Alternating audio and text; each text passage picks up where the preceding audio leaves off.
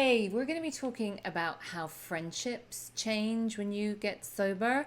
If you're listening to this on YouTube, please hit the subscribe button. I share lots of different videos about getting sober, staying sober, living sober, all of that kind of stuff.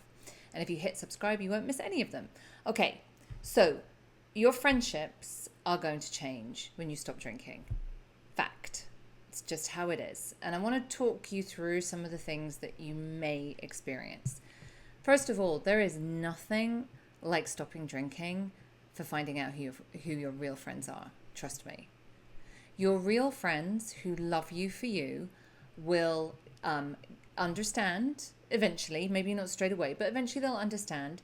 They will support you and they'll be happy to do things that don't involve alcohol. The only people who are going to be really upset with the fact that you're not drinking is people who have a problem with alcohol themselves. And if you drink with, drinkers, we like to drink with people who drink like us, right? I've got no interest in, or I didn't back when I was drinking, in having a drink with somebody who was just going to have one. I wanted people who were going to order the second bottle, right? So drinkers, we tend to find the people who drink like we drink, right? Who are not going to frown if we order the second or third bottle or drink on a Tuesday or whatever, right? So the chances are you are surrounded by people who are also having a problematic relationship with alcohol. One thing I'm going to say is 50% of the people around you are also questioning their relationship with alcohol. They just are. So when you stop drinking, if you, for whatever reason you give, maybe you're just saying like, I don't, it doesn't agree with me. I just really don't like the effects. I've decided to stop for good. All your friends are going to hear is, well, what does that mean about my drinking? You are holding up a mirror and they don't like what they see because they are not ready to think about their drinking. They're not ready. They don't want to do it. And you are making them feel very uncomfortable. Now, this bit's really important to understand. You not drinking is going to make some people feel really uncomfortable. Nobody likes feeling uncomfortable. And what they're going to do is they're going to try and get you to change so they feel more comfortable and they don't have to think about this really annoying thing that you've put right in front of them.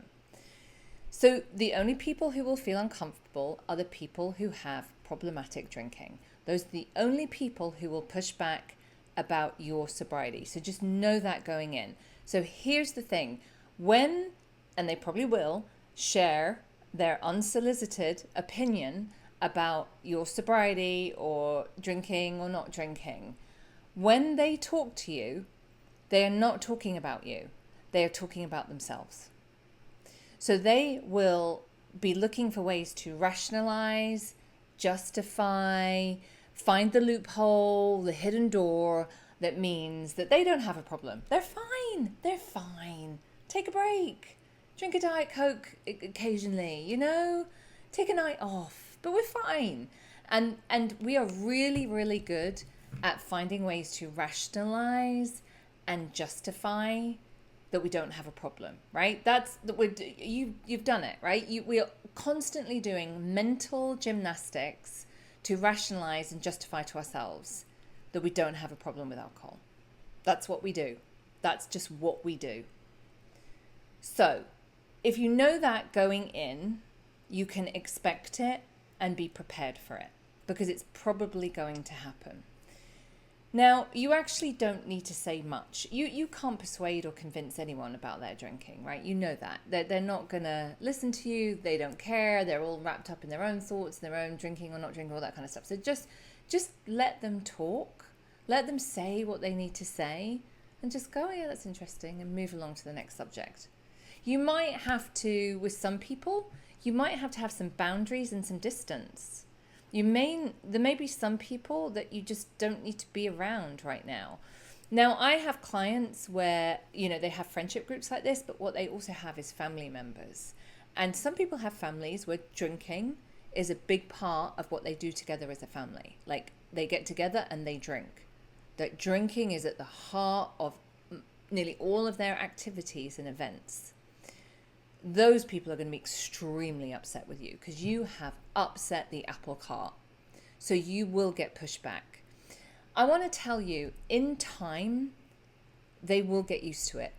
They will get used to it. A year or two, I really want to say it takes that, because they're just waiting, because you've probably, it's very likely that you've had like already little stints of not drinking that you may have told them about. Maybe you've had a few days or a few months even, but then you've gone back to it. So yes, they will be waiting for that. They're waiting to see if it sticks. And once it does stick, because it can if you want it to and you do the work, eventually they'll get used to this new normal. Like, this is how it is now. You're the non-drinker. I want to say in families, I think that takes at least a couple of years for it to really, really sink in. And as you're navigating that, you're going to need to have some boundaries. You're going to have to say no to some things. You're going to have to let people say their spiel, their whole thing, like go on and on and on, and not bite, not take the bait, because that's what they're trying to do. They're trying to bait you. They want a reaction from you.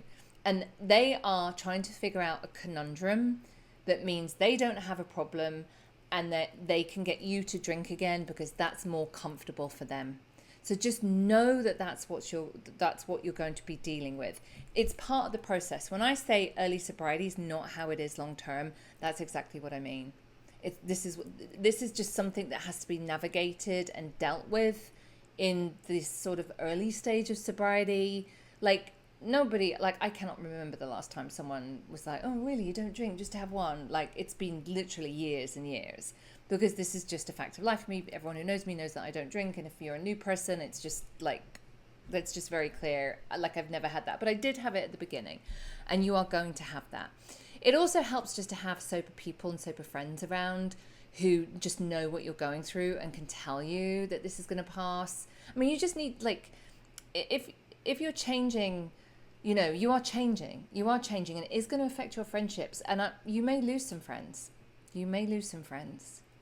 That's just how that is. Maybe they'll come back around again further down the line, but maybe there's just some people you just can't have in your life because they're just too destructive.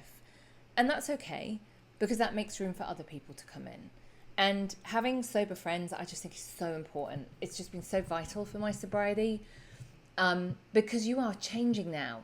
You are navigating a new landscape, and it's so great to have people walk beside you and have mentors who can help you along the way as you navigate all of that. So I hope that helps in really understanding what you're going through with friends and other people, and finding out who your friends are and all that kind of stuff. Make sure you subscribe so you don't miss any of my videos. And please put in the comments anything else you would like me to teach or talk about on. Thanks so much.